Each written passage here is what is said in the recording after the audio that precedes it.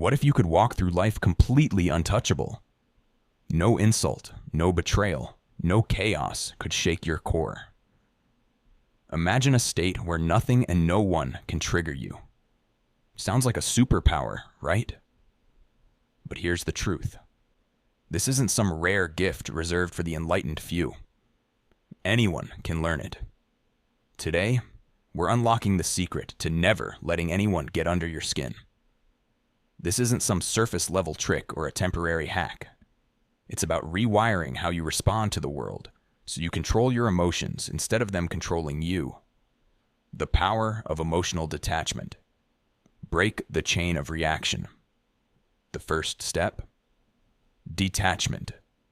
Not in a cold, emotionless way, but in the sense of being aware of your emotions without becoming them. It's about watching your feelings like a passing storm, acknowledging them, but not getting swept away. Think about it. Why do we get angry? It's because we tie our emotions to external events, people's words, or situations that we take personally. The more attached we are, the stronger our reactions become. But what if you could break that chain? Emotional detachment isn't about not feeling. It's about not reacting on autopilot. You don't have to lunge at every emotion that rises inside you. Instead, just observe it. Let it pass, like clouds drifting across the sky. Next time someone says something hurtful, don't bite the bait. Instead of snapping back or getting defensive, pause. Close your eyes. Take a slow, deep breath. Ask yourself, what am I actually feeling? Anger? Hurt? Frustration? Or maybe even fear? The moment you recognize the emotion, you take its power away. Now let it go. Just like clouds come and go, so do emotions. The more you practice this, the more you realize. Anger isn't who you are. You are simply the observer, watching the storm pass instead of getting caught in it. And once you break that chain of reaction, you're free. 2. Reprogram your mind. The what if. Mindset. Shift. Your mind is a powerful machine, but let's be honest. Most of the time, we let it run wild without questioning it. Our minds have a habit of dragging us into dark alleys of overthinking, especially when something triggers us. Why did they say that? What did they mean by that? Before you know it, you're spiraling, feeding anger and frustration like a fire that refuses to die. But what if you reprogram your mind instead? Buddhism teaches us that perspective is everything. Instead of reacting with anger, try a different question. What if this moment is actually teaching me something? What if this person is struggling with something I don't see? These simple shifts disarm the intensity of anger and crack open the door to understanding, empathy, and growth. Imagine someone criticizing you harshly. Your usual reaction? How dare they? But what if instead you asked, what if this is an opportunity to practice patience? What if there's something to learn about myself here? Shifting your perspective doesn't mean excusing bad behavior. It means freeing yourself from its control. Most people live like puppets, their emotions yanked around by others' words and actions. But what if you took back control? What if no one could make you feel anything unless you allowed it? This is self-sovereignty, the power to rule your own emotional world. Buddhism teaches that no one can make us angry, sad, or frustrated without our consent. Sure, people can say or do things that challenge us, but our response is always our choice. Think about it. Every time we let someone get under our skin, we're basically handing them the remote control to our emotions. Here, take it. Make me mad. But when we claim our emotional independence, we snatch that remote back. So the next time someone tries to throw you off balance, pause. Take a deep breath and remind yourself, I control how I feel. No one gets to decide that for me. Because the moment you own your emotional world, you stop being the storm and start being the calm within it. Ever felt like someone just handed you a ticking time bomb of anger? One wrong move, and boom, you explode. But what if instead of letting that anger control you, you harnessed it? This is called energy transmutation, the art of turning raw, fiery emotion into something powerful. Buddhism teaches that anger isn't the enemy. It's just energy waiting to be redirected. Think about it. Anger can drain you, make you reckless, and pull you into negativity. Or it can sharpen your focus, fuel your creativity, and push you toward action. The choice? Yours. So the next time anger starts boiling inside you, don't suppress it. Instead, redirect it. Channel it into your work, your goals, your growth. Because when you control your fire, you don't get burned. You become unstoppable. Ever feel like your emotions have you on a leash? One moment, you're fine. The next, boom. Anger, frustration, resentment, completely taking over. But what if, instead of being controlled by them, you use them? This is where emotional alchemy comes in. The ancient art of turning negative energy into something valuable. Think of it like turning lead into gold, except here, the lead is your anger, and the gold is your personal growth. Instead of suppressing emotions or letting them explode, feel them fully, then redirect them into something higher. Use frustration to fuel creativity. Turn resentment into understanding. Let anger sharpen your clarity instead of clouding your mind. Because emotions aren't the enemy. They're raw materials. The question is, what will you create with them? Ever noticed how anger feels like an uncontrollable wildfire? One spark, and suddenly, it's everywhere. Burning, consuming. But here's the thing. Fire isn't just destruction. It's also power. Anger isn't your enemy.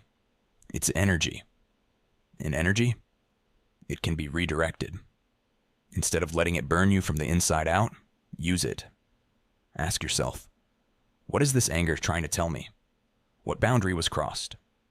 What truth am I avoiding? Because anger, when used wisely, can be a teacher. It shows us what matters. It pushes us toward growth. The real question is, will you let it consume you? Or will you forge something stronger from its flames?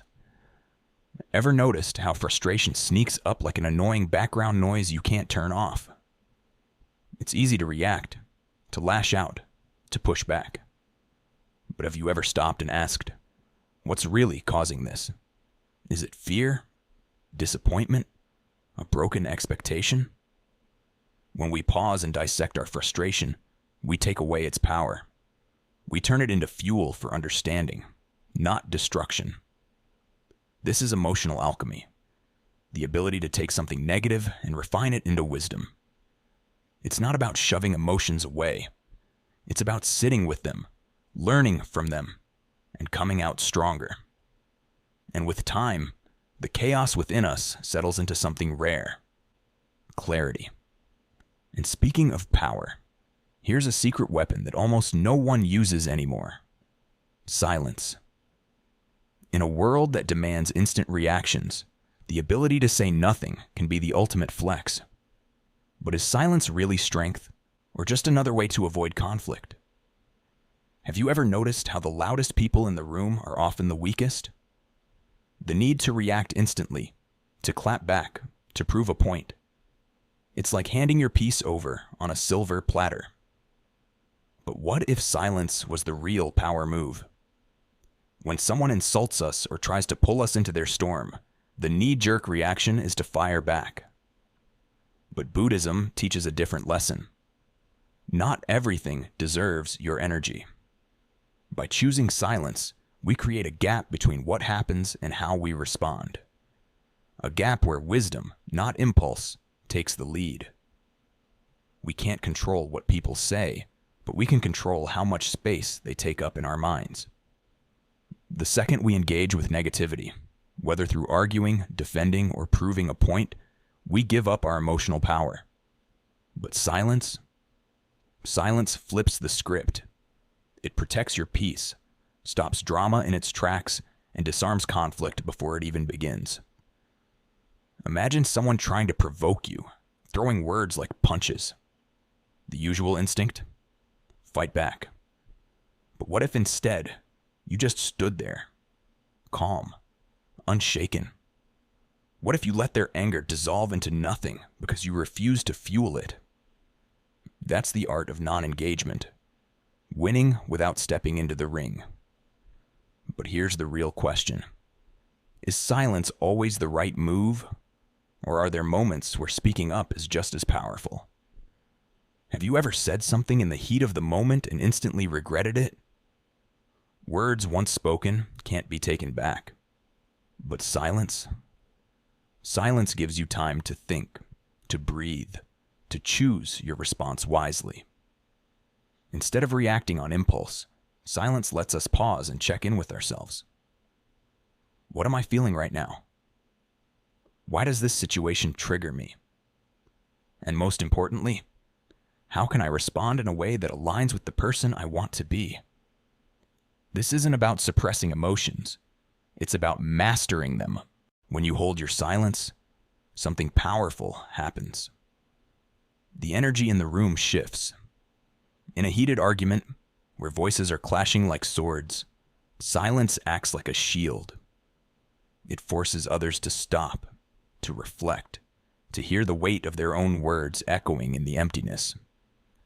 Silence becomes a form of communication, a message that says, I won't engage in this chaos. With time, practicing silence builds patience and self-control. It teaches us that we don't have to be slaves to our emotions. We can be the ones in control. But here's the real challenge. Can you sit in silence long enough to hear the truth behind your own emotions? Or will you always need noise to drown them out? Have you ever noticed how some people stay calm even when everything around them is falling apart? While others crumble under pressure, they stand firm, unshaken, unbothered, untouchable. How did they do it? Mastering grace under pressure isn't about pretending everything is fine. It's about staying composed even when life throws chaos your way. In Buddhism, this is called equanimity, mental and emotional balance that keeps you steady, no matter what's happening around you. Whether it's an argument, a crisis, or just a bad day, this skill separates those who react from those who respond. Life is unpredictable. Stress, frustration, and despair will knock on your door when you least expect it. But here's the thing. You can't control every situation, only how you handle it. The world doesn't decide your emotional state. You do. So, when the storm comes, will you be the one panicking in the rain? Or will you be the one standing still, letting it pass, knowing that no storm lasts forever? Why is it that when life throws a curveball, our first instinct is often panic? A crisis at work, an argument with a loved one, a personal failure. Before we even process what's happening, our heart is racing, our mind is spinning, and suddenly we're drowning in frustration or fear. But what if we didn't have to be at the mercy of our emotions?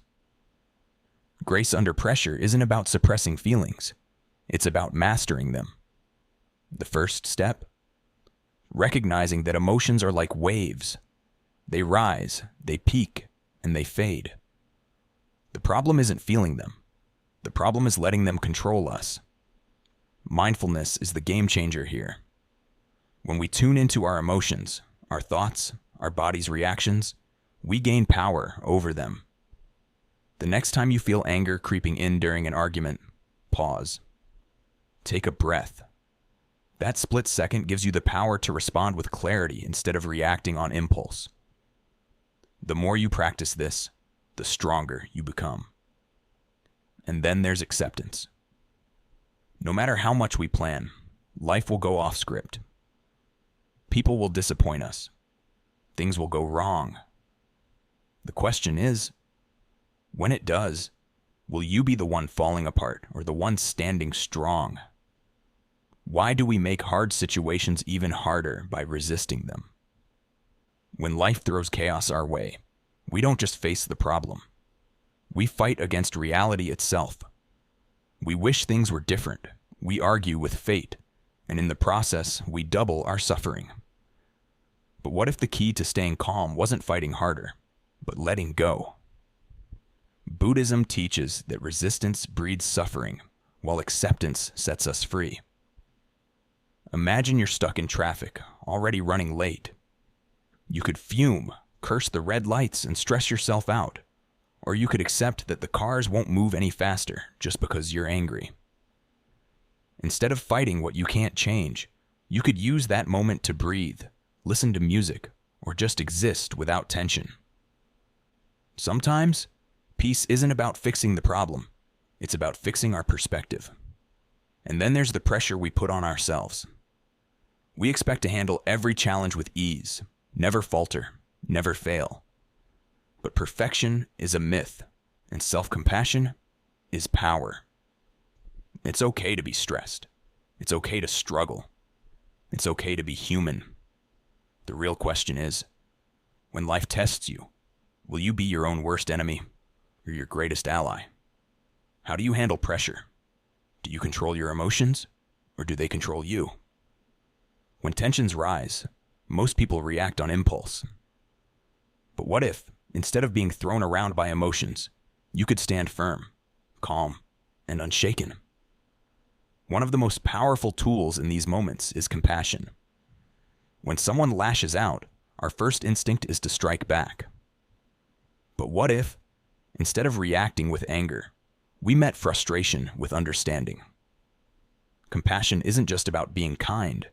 It's a weapon against chaos. It diffuses negativity and keeps us grounded when everything around us is spiraling. And then there's self-sovereignty. The realization that no matter what happens, you are in control of your response. Life will test you. People will provoke you. But the moment you decide that no one else gets to dictate your emotions, you become untouchable. Pressure will come, but it won't shake you. Resilience is the final key. It's the ability to take a hit, stumble, but never stay down. The more you practice mindfulness, acceptance, and control over your reactions, the stronger you become. And with enough practice, you don't just survive the storm. You become the calm within it. So the question is, when pressure mounts, will you crumble? Or will you rise? What if I told you that the real battle isn't out there? It's inside your own mind. Life throws punches, people test your patience, and stress creeps in like an uninvited guest. But the real question is, do you let it control you, or do you take control? Compassion is a secret weapon, not just for others, but for yourself. When things go wrong, do you beat yourself up? Or do you extend the same kindness you'd give a friend? Choosing grace under pressure isn't about pretending everything is fine. It's about facing chaos with a steady hand and a clear mind. Resilience isn't a personality trait, it's a skill. Challenges aren't roadblocks, they're training grounds. Every setback is a chance to get stronger, to sharpen your mind, to prove to yourself that no storm can break you. You don't have to be perfect. You don't have to be fearless. You just have to keep moving forward. Anger is natural. Stress is inevitable, but they don't have to own you. Emotional mastery isn't about suppressing feelings. It's about using them wisely. Through mindfulness, detachment, and non-engagement, you don't just control your emotions, you reclaim your power. So the final question is this: will you be a puppet to your emotions, or will you be the one pulling the strings? If this hit home, make sure to subscribe and hit that bell icon. You never know when you'll need a reminder to stay unshakable.